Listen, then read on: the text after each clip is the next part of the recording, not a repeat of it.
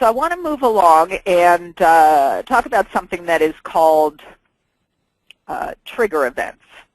And trigger events is just it's a fancy sales training term for things that are going on in your market. And you really want to know what's going on with your top 25.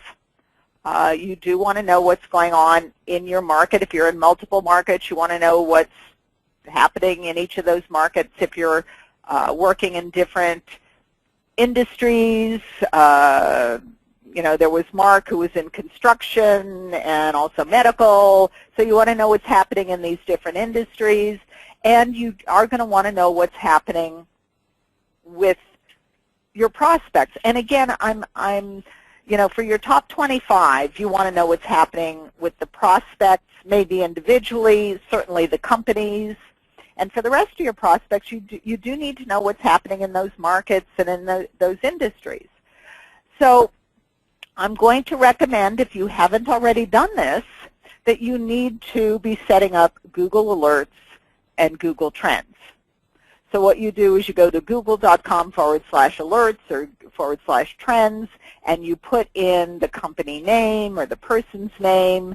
And what happens is Google will then send you an email.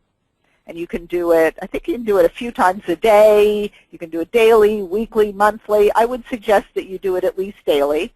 And you'll get emails from Google that will tell you if you've entered in XYZ company, because that's one of your top 25, and you want to know everything that's happening with XYZ company, if you set up a Google alert, then anytime that company is mentioned anywhere online, you will know about it.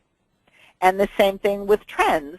If, let's say, you want to know what's going on in the construction industry in your territory, set up a Google Trends, and anytime there's an article or a mention about things in the construction industry in your territory, you're going to get an email about it. So you will always know what is going on with your top 25.